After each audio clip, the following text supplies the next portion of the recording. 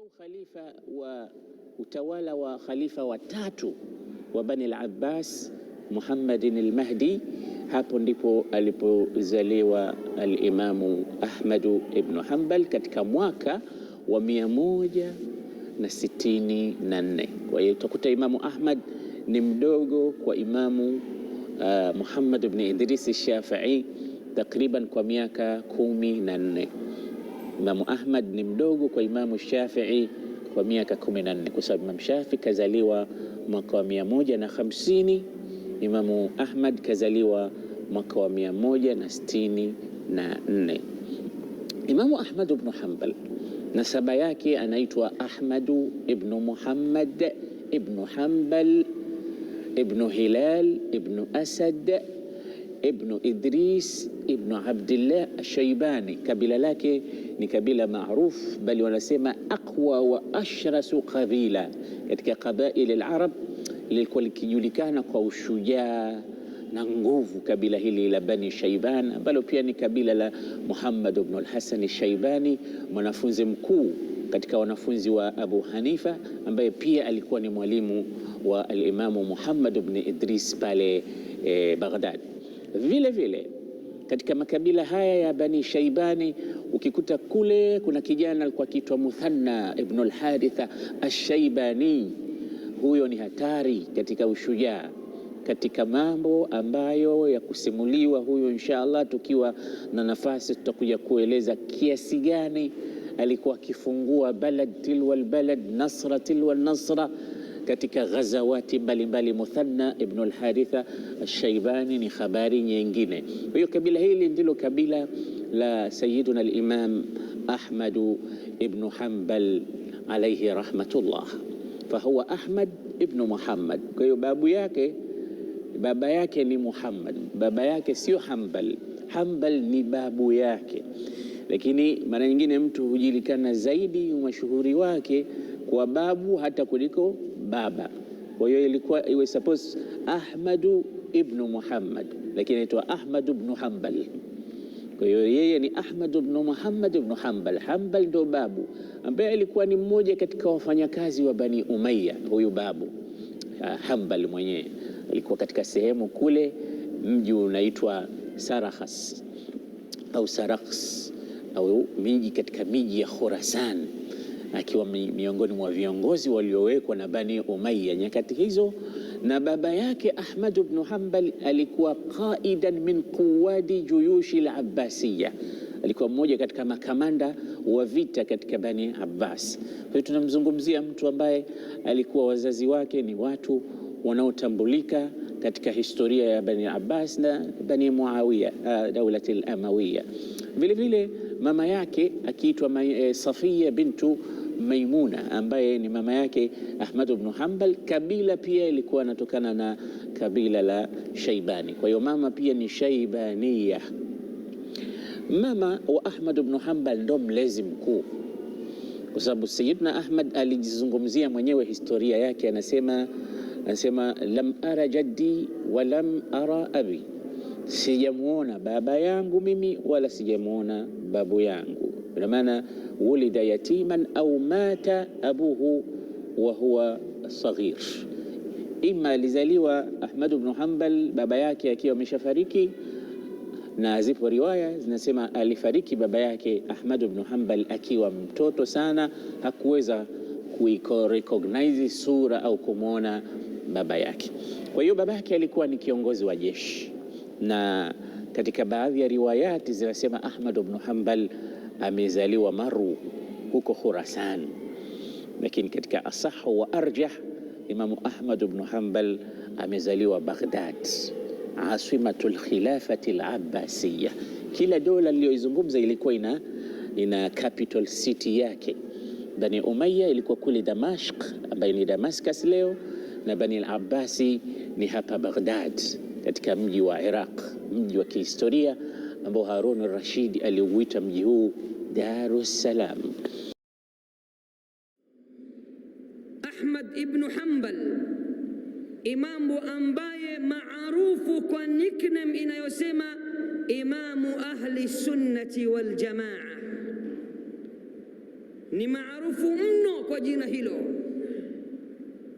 Ni bahrun amiqun la sahila lahu, ni bahari kubwa na ni bahari pana ambayo haina mwisho wala kikomo.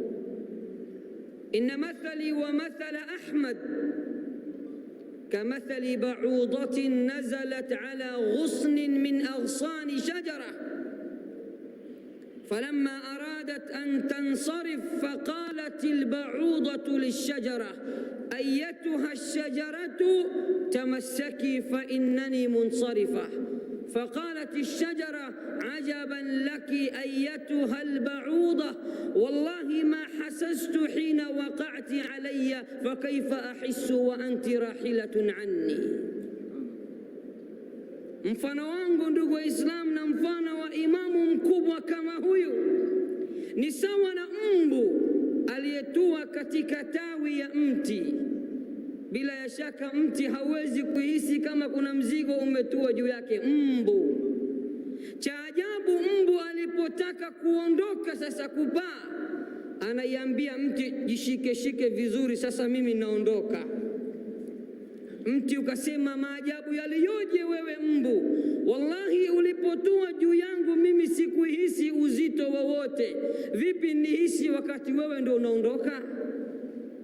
Lakini mapenzi yetu juu ya maimamu hao ndio yaliyotupelekea kujaribu kuwazungumza ili baadhi yetu kama si wote tupate mafunzo mawili matatu. Ahmad ibn Hanbal imamul aimma, ni imamu wa maimamu, bal imamu dunia kulluha, bali ni imamu wa dunia yote hii. Ahfadhu ummati Muhammadin sallallahu alayhi wasallam lilhadith, miongoni mwa imamu wakubwa ambao ni mabingwa katika ummati Muhammad sallallahu alayhi wasallam katika fani ya hadith. Tena ni katika maimamu wanaoongoza kuhifadhi hadithi za Bwana Mtume sallallahu alayhi wasallam kwa wingi kabisa. Ar-rajulu alladhi hafidha at-tarikh siratahu. Ahmad ibn Hanbal ndio mwanamume ambaye vitabu vya Kiislamu vya tarikh vimechoka kuandika historia yake. Ajazatin nisa'u an yalidnaka Ahmad, na wanawake wote sasa wameshindwa kuzaa mtoto mwingine anayefanana na Ahmad ibn Hanbal. Al-imamu alladhi qala anhu al-imamu ash-Shafi'i rahimahullah. Al-imamu ash-Shafi'i alikuwa miongoni mwa walimu wa al-imamu Ahmad. Huyu Ahmad tunayomzungumza katika maimamu wanne maarufu, yeye ni imamu wa mwisho, ni wanne. Pia alipata kusoma kwa al-imamu ash-Shafi'i. Sasa Imam Shafi'i anamsifu Ahmad ibn Hanbal wakati alipotoka Iraq,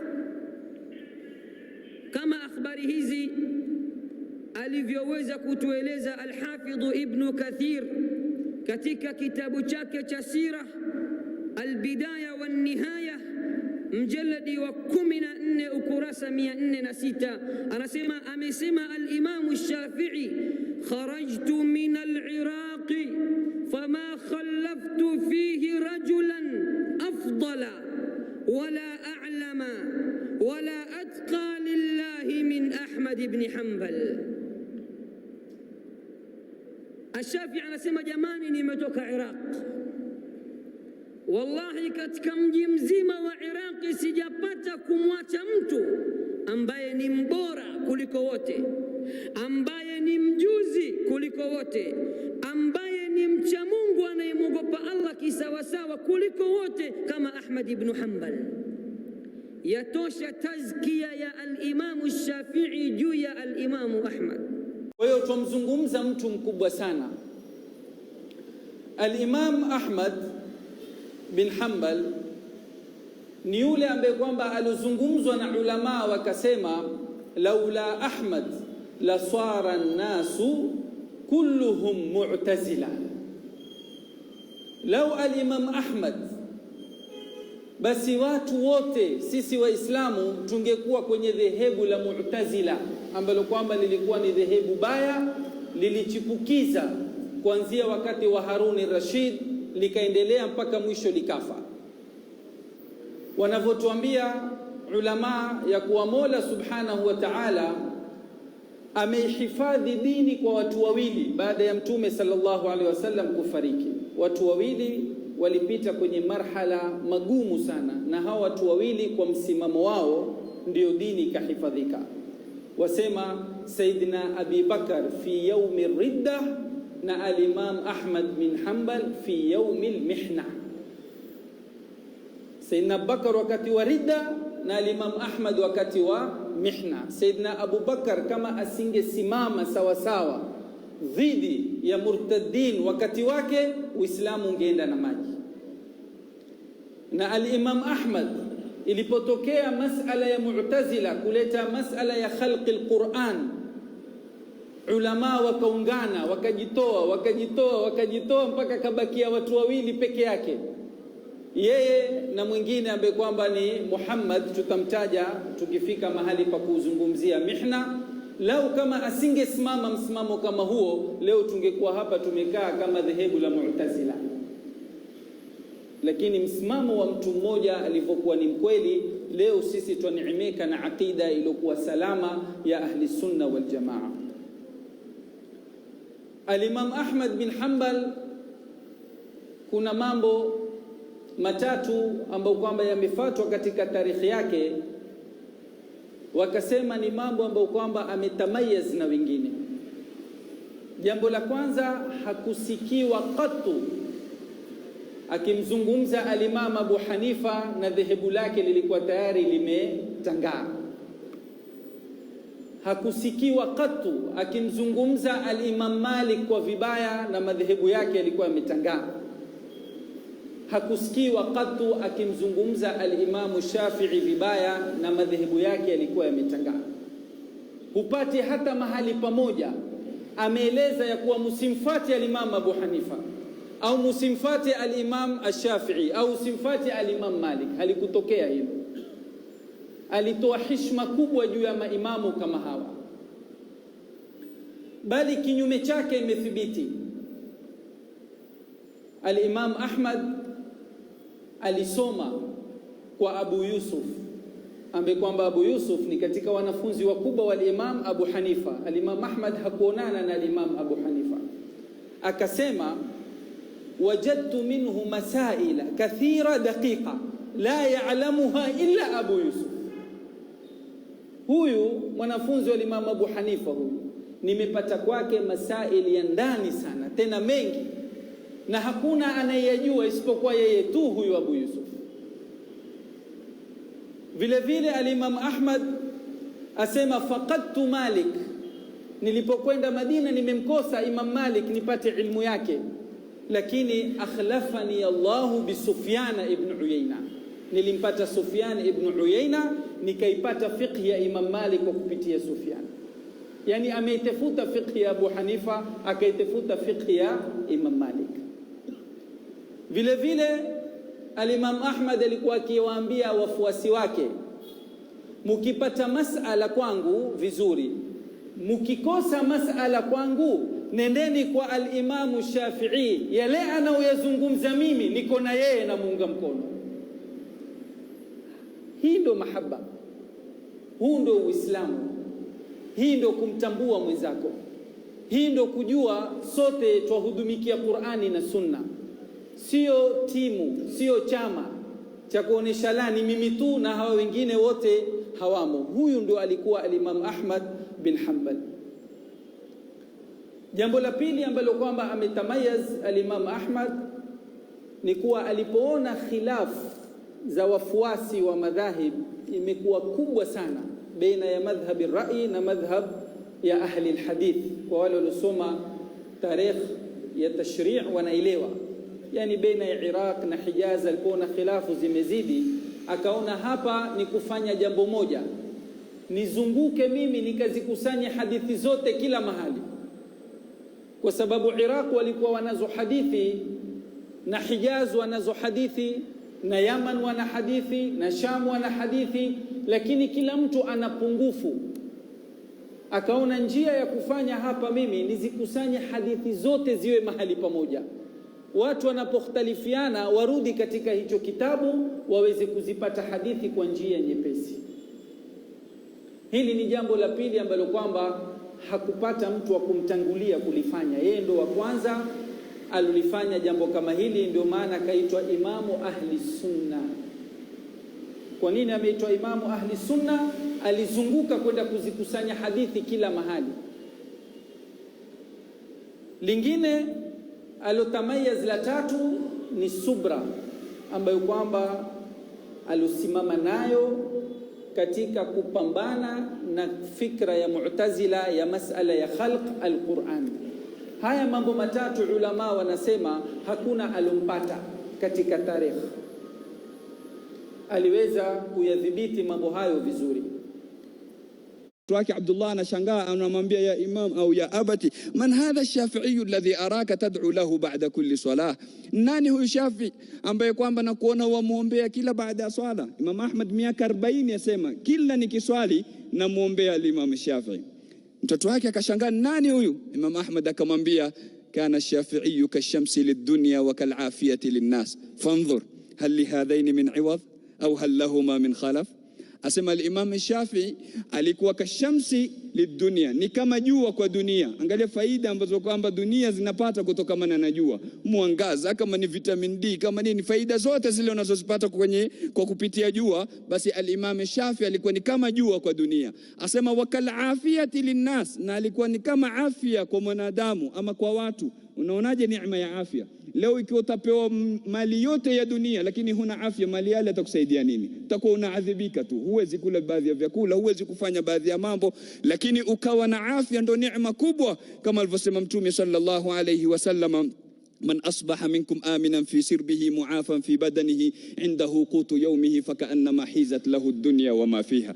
Kwa hivyo amwambia Shafi ni kama jua kwa ulimwengu, Shafi ni kama afya kwa mwanadamu. Sasa hebu angalia, kuna badali ya hivyo vitu viwili. Al-Imam Ahmad anamuuliza mtoto wake radiyallahu anhum wa ardahum.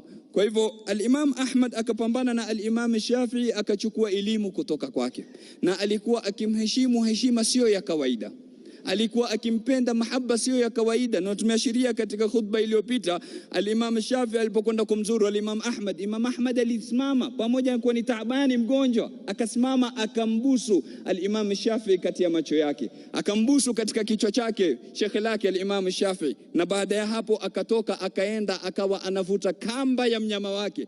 Habari zilipomfikia Yahya ibn Ma'in, anashangaa, anamjilia Imam Ahmad, anamwambia ya Aba Abdullah, اضطرك الأمر إلى أن تجر حبل بغلة الشافعي. Umfikia daraja mpaka kuvuta kamba ya mnyama wa Shafi'i. Mambo gani hayo unayofanya? Akamwambia, na wewe ungekuja upande wa pili ukavuta kamba ya upande wa pili ungenufaika zaidi. Man arada alfiqha falyalzam ash-Shafi'i, anayetaka fiqhi ashikamane na al-Imam Shafi'i radiyallahu anhum wa ardahum. Alikuwa na adabu ya kiwango hichi al-Imam Ahmad, na tunasema daima elimu ni kwanza ni adabu kabla ya kuchukua elimu. Hivi ndivyo walivyokuwa salafu saleh, wakiwafundisha watoto wao adabu kabla ya elimu. Na tulipomzungumzia al-Imam Malik, tulitaja maneno ya mtoto ya mamake alipomwambia, nenda kwa Rabia kajifunze adabu kabla ya elimu. Nenda kwa Rabia kwanza kajifunze nini? Adabu kabla ya elimu. Na Ibn al-Qasim mwanafunzi wa al-Imam Malik asema, nilikaa kwa Imam Malik miaka 10, miaka 8 najifundisha adabu na miaka 2 najifundisha elimu, nikatamani lau miaka 10 yote ningekuwa najifundisha adabu. Hivi ndivyo walivyokuwa ihtiram kati yao, pamoja na ikhtilafu zilizokuwa kati yao, pamoja na kutofautiana kwao katika baadhi ya masail, lakini walikuwa wakipendana, wakitembeleana. Leo sisi tukitofautiana tunapigana vita, leo sisi tukikhtalifiana tunakatana, leo sisi tukikhtalifiana tunatukanana. Tumetoka wapi haya? Ikiwa aima tunaowafuata hawakuwa hivyo, tunajiiga na nani? Walikuwa wanapendana mpaka watu wakiwahusudu. Asema al-Imam Shafi'i, yazuruka qalu yazuruka Ahmad wa tazuruhu, qultu al-fadailu la tufariqu manzilah, in zarani fa bifadlihi au zurtuhu fa lifadlihi falfadlu fi alhalatayn lah. Huni shekhe anamzungumzia wanafunzi wake, anasema watu wanasema yazuruka Ahmad wa tazuruhu, Ahmad huja akakutembelea na wewe ukaenda ukamtembelea. Asema qultu al-fadailu la tufariqu manzilah. Imam Shafi'i asema nikasema fadhila haziachani na nyumba ya Imam Ahmad. Inzarani, ikiwa yeye atakuja kutembelea, fali fadlihi au fa bifadlihi, ni kwa fadhila yake. Au zurtuhu, ama ikiwa mimi nitakwenda kumtembelea, fali fadlihi, na kusudia kupata fadhila zake. Fal fadlu fil halataini la, fadhila katika hali zote mbili hizi nzake.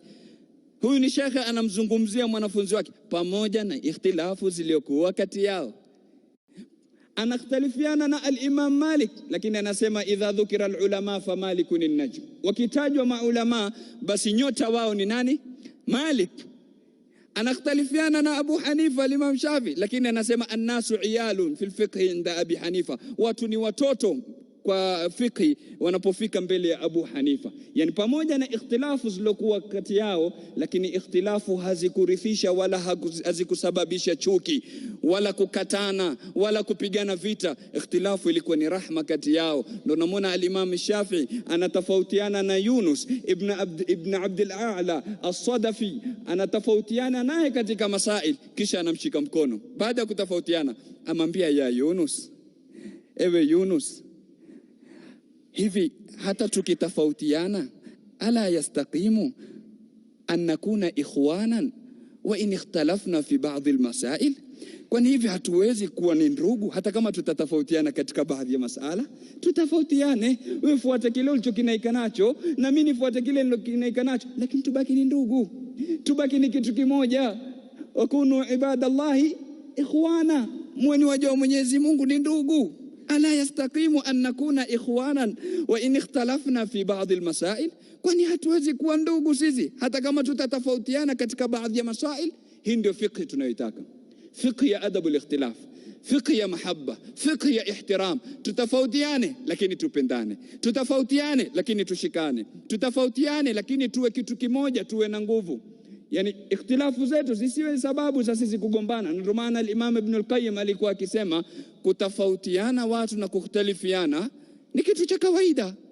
Kitu ambacho kwamba sio cha kawaida ni pale tunapojalia kule kukhtalifiana ndio sababu ya kukatana, ndio sababu ya kupigana vita, ndio sababu ya watu kutukanana na kutoleana maneno. Lakini kutofautiana, tutatofautiana kwa sababu hatuko sawa katika kufahamu, wala hatuko sawa katika daraja ya akili, wala hatuko sawa katika vitu ambavyo kwamba tumevipokea katika elimu. Madamu tunatofautiana katika mitazamo na katika kufahamu, lazima tutatofautiana. Ikhtilafu ni kitu cha kawaida, lakini najtami'u fi mattafaqna alayhi wa ya'dhuru ba'duna ba'dhan fi ma ikhtalafna fi. Tupeane udhuru katika yale tunatofautiana, katika yale ambayo kwamba yatuunganisha na ni mengi, katika yale ambayo kwamba yatuunganisha na ni mengi, tuwe kitu kimoja. Al-Imam Ahmad ibn Hanbal safari moja anawaambia wanafunzi wake, asema ma abara ila Khurasana, hakuna ambaye kwamba amevuka kwenda Khurasan a'zama min Ishaq ibn Rahawai. Hakuna mtu adhimu ambaye kwamba amevuka kwenda pande Khurasan. Khurasan ilikuwa ipo nyuma ya mji, inaitwa bilad ma wara an-nahr, nyuma ya bahari, yani mpaka uvuke bahari kwenda huko. Ndio maana akatumia neno kuvuka. Asema hakuna mtu aliyevuka kwenda Khurasani ambaye kwamba ni adhimu zaidi ya Ishaq ibn Rahawai. Wanafunzi wake wanasikia maneno mazito kama haya ya kumsifu Ishaq ibn Rahawai, wanashangaa, wanamwambia ya Imam, alam takhtalif ma'ahu fi ba'd al-masail au alam yukhalifka fi ba'dhi almasail? Ya Imam, huyu haja kukhalifu wewe katika baadhi ya masail, mbona wamzungumzia hivi na amekukhalifu huyu katika baadhi ya masail? Amwambia wa in ikhtalafna fi ba'dhi almasail, hata kama tutatofautiana katika baadhi ya masail, lakini haki usemwa. Tutafautiane lakini haki yake lazima nimpe. Hivi ndivyo walivyokuwa aima radiyallahu anhum wa ardahum. Kwa hivyo al-Imam Ahmad ibn Hanbal alikuwa ni mwanachuoni mkubwa katika hadithi, bali si hadithi peke yake, alikuwa ni mwanachuoni mkubwa katika fiqh, na ndio maana ikapatikana madhehebu yake. Na madhehebu tukizungumzia 4 ndio ambazo kwamba ni mashuhuri, lakini madhehebu zipo zaidi ya hizo. Wengine wasema ni 8, pia ni zaidi ya 8, wengine wasema ni 18 haswa. Kuna madhehebu ya Al-Layth ibn Sa'd, kuna madhehebu ya Ibn Jarir at-Tabari, kuna madhehebu ya Sufyan ibn Uyayna, kuna madhehebu ya Daud al-Dhahiri, kuna madhahib nyingi, lakini zilopata kabuli kwa umma zikafanyiwa kazi na zikakubaliwa ni hizi madhehebu 4 ambazo kwamba ni madhehebu ya Imam Abu Hanifa na madhehebu ya Imam Malik na madhehebu ya Imam Shafi'i na madhehebu ya Imam Ahmad ibn Hanbal. Imam Ahmad ibn Hanbal pamoja na elimu yote aliyokuwa nayo, lakini bado kila anaposongea mbele katika umri hashibi kutafuta elimu, bado anakwenda pamoja na ukubwa katika umri, lakini hivyo hivyo anakata masafa, anasafiri, anakwenda kutafuta elimu. Safari moja ametoka yeye pamoja na Yahya ibn Ma'in, wanakwenda kutafuta elimu kwa Abdurrazzaq as-San'ani. Wametia azma ya kwenda Sanaa, Yaman, kwenda kutafuta elimu ama kuchukua hadithi kwa al-Imam Abdurrazzaq as-San'ani. Washapata habari zake, lakini wakapita Makka kwanza kutekeleza ibada ya haji. Kwa bahati nzuri ikawa Abdurrazzaq as-San'ani naye amekwenda haji mwaka huo, wakapambana naye. Yahya ibn Ma'in akamwambia Mwenyezi Mungu Subhanahu wa Ta'ala, amwambia Imam Ahmad, amwambia Mwenyezi Mungu ametaka kukukhafifishia uzito wa safari. Abdurrazzaq as-San'ani yuko ndani ya Makka, tutachukua kwake hapa hapa. Imam Ahmad hakuridhika, akasema la, madamu nimetia azma ya kwenda paka Sanaa, Yaman, kwenda kuchukua hadithi kwake, nitasafiri hivyo hivyo, nitakwenda paka huko.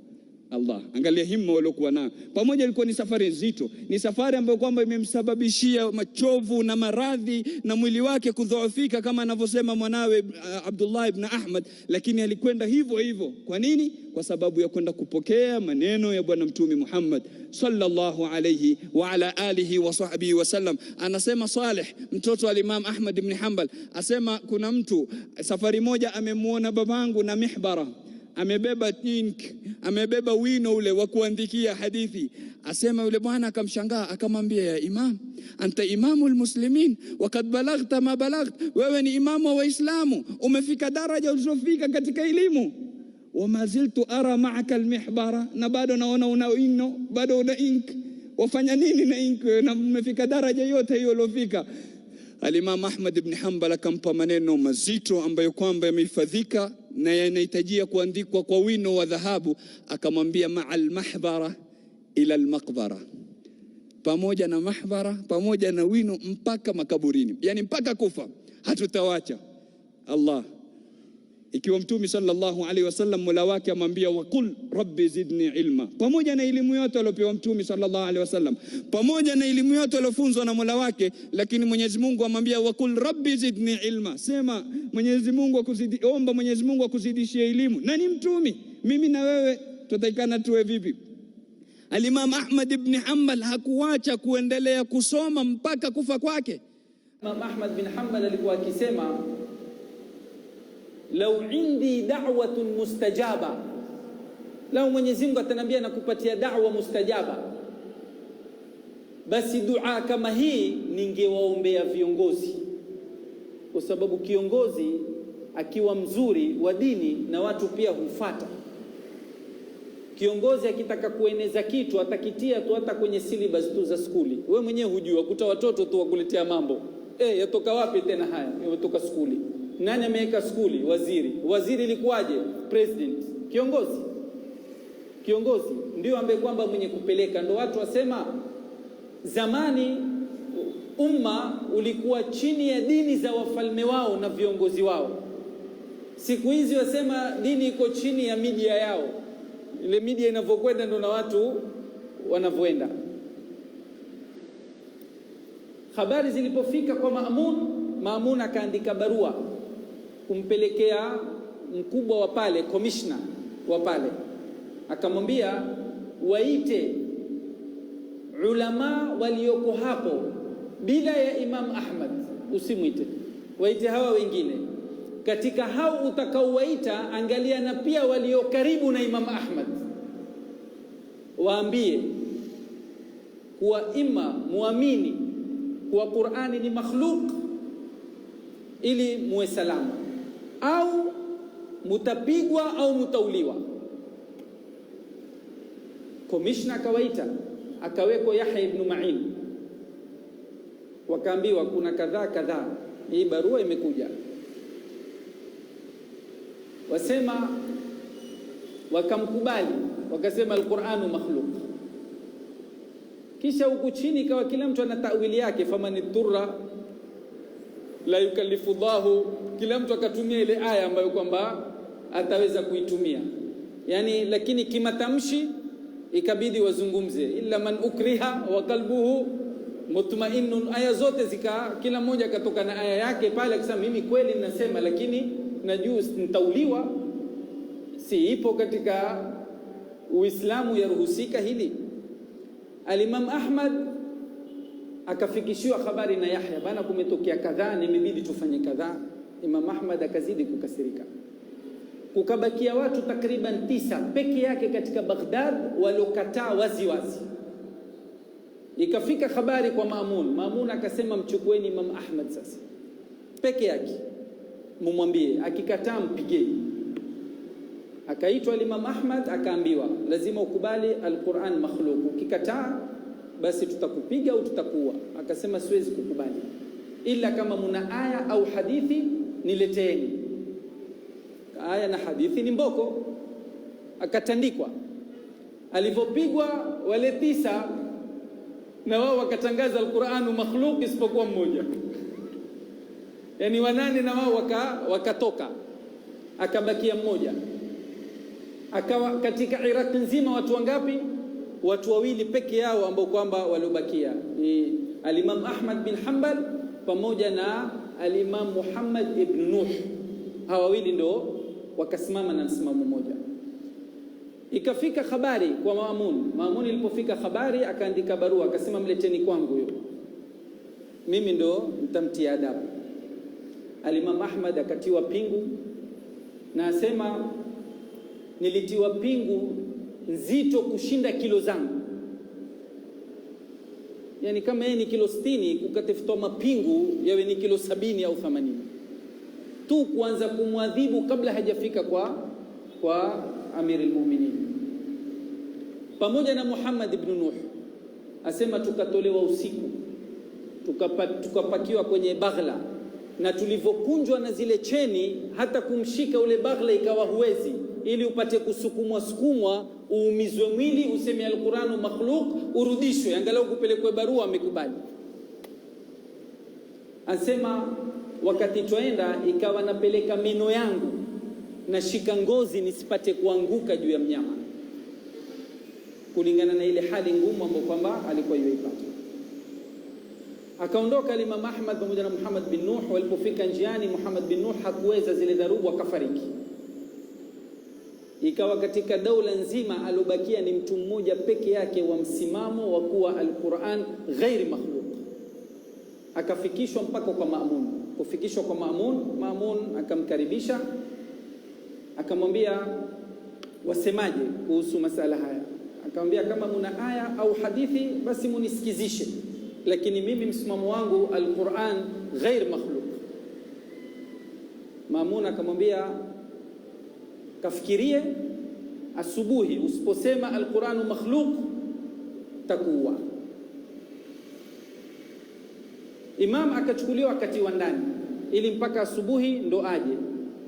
Hapa kuna riwaya mbili. Riwaya ya kwanza ni hii, alipokwenda ndani akamwambia Mwenyezi Mungu, akatawadha, akasujudu, akamwambia ya Rabbi, ikiwa Qur'ani si makhluq kama vile ninavyoitakidi mimi, basi nitosheleze na huyu Maamun, nitosheleze, mimi sina nguvu ya kupambana naye. Riwaya nyingine, njiani wakati yuaenda, kabla hajafika kwa Maamun,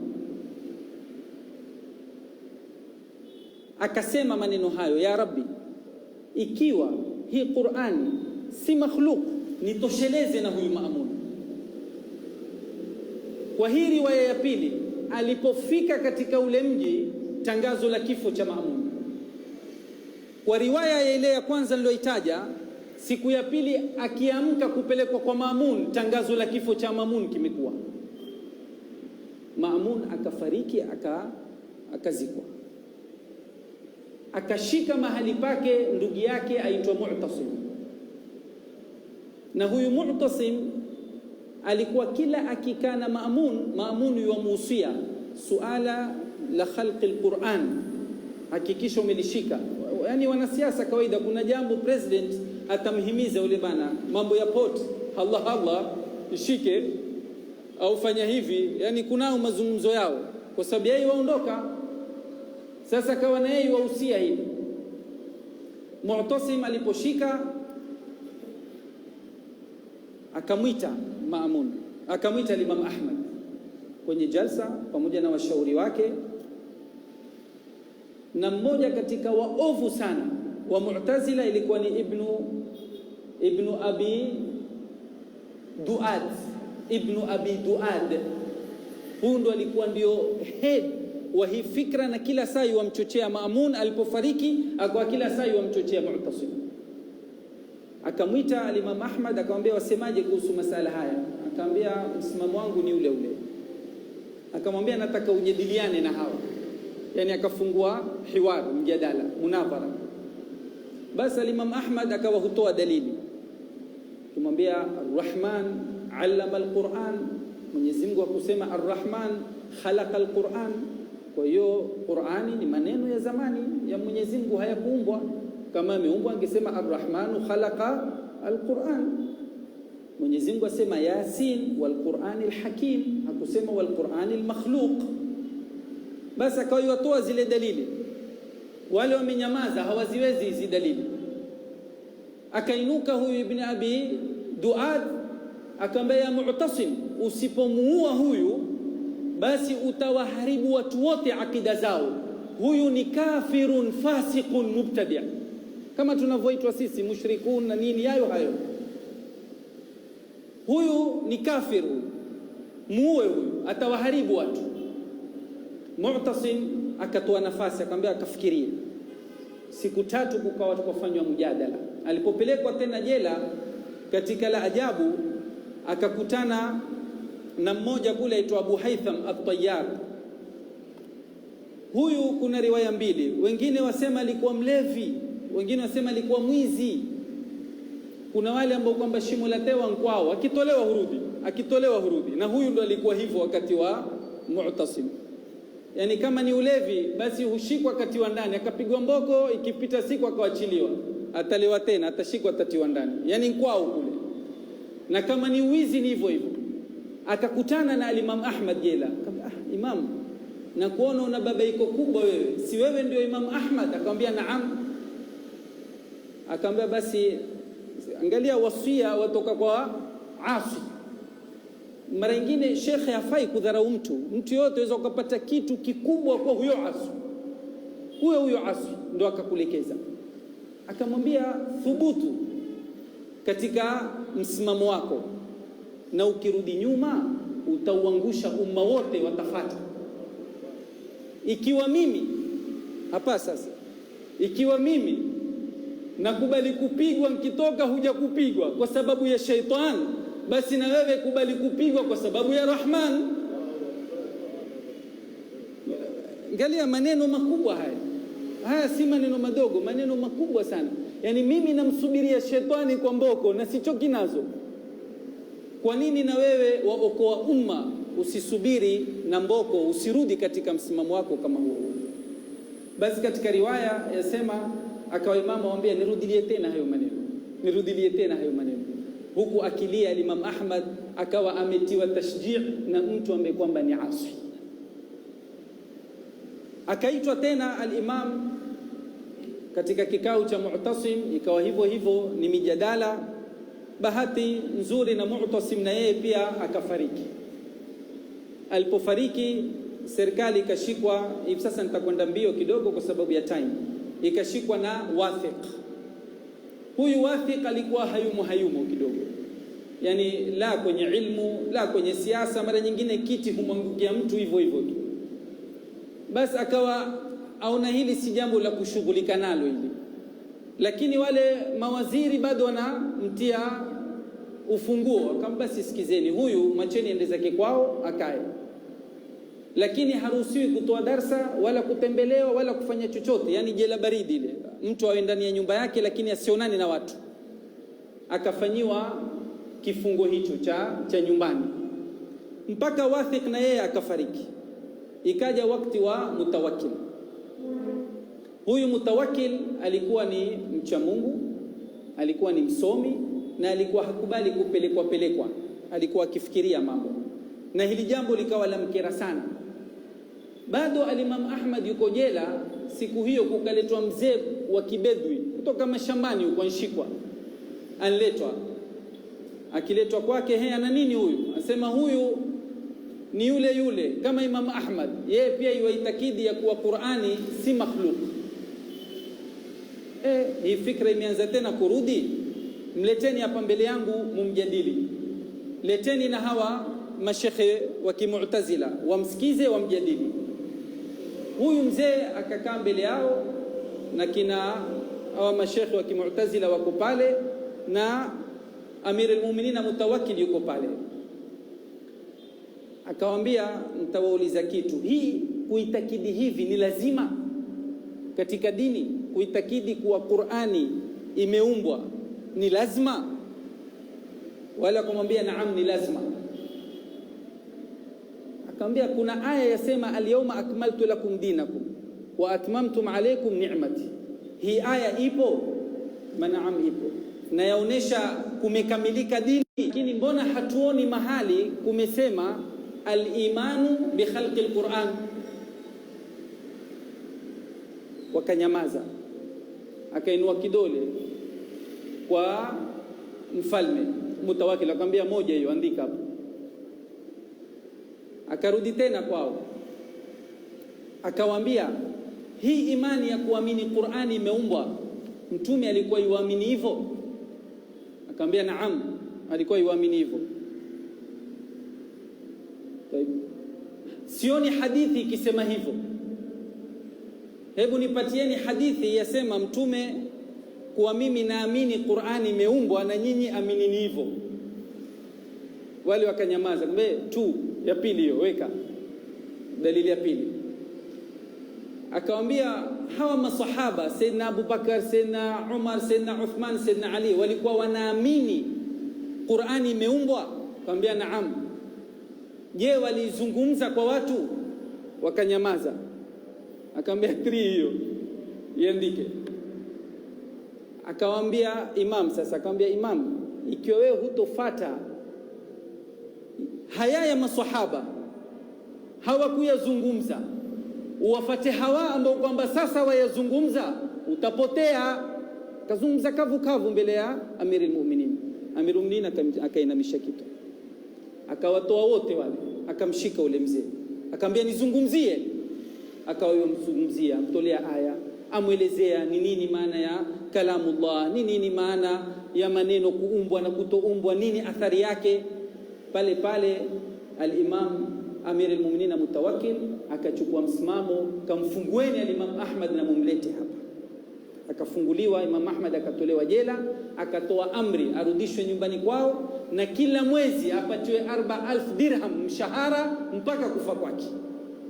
Al-Imam akatolewa jela kwa nusra ya nani? Mzee mbedu yasijulikaniwa jina lake.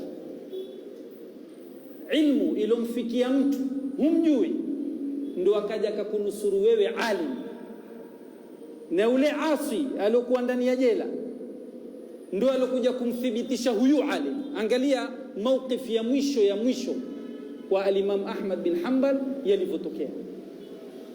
Al-Imam Ahmad akakataa atiya, kama tulivyosema, alikuwa hakubali, akasema la, mimi sipokei pesa wala zaka wala sadaka wala chochote.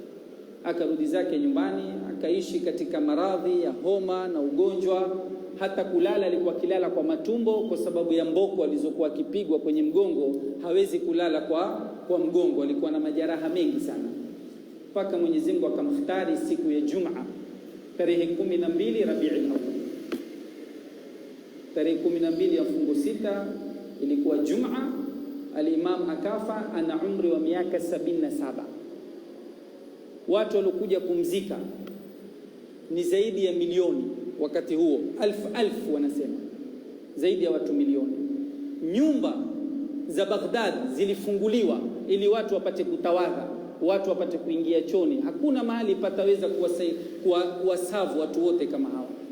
Kuswaliwa kwake ikabidi magrupu kwa magrupu ndio wamswalie, hawawezi kuswalia watu wote kwa pamoja. Huyu ndio al-Imam Ahmad bin Hanbal ambaye kwamba aliweza kuvuta subra, akakaa na msimamo katika kushika na kuhifadhi aqida ya watu. Mwenyezi Mungu inshallah taala kwa baraka zao Mwenyezi Mungu atatufariji inshallah taala. Mwenyezi Mungu atupatie adabu na ulama wetu, atupatie kheri zao, atupatie siri zao, atupatie ilmu zao. Mwenyezi Mungu atuongoze, atujalie min alladhina yastami'una alqawla fayattabi'una ahsana. Wa sallallahu ala sayyidina Muhammadin wa ala alihi wa sahbihi wa sallam, walhamdulillahi rabbil alamin.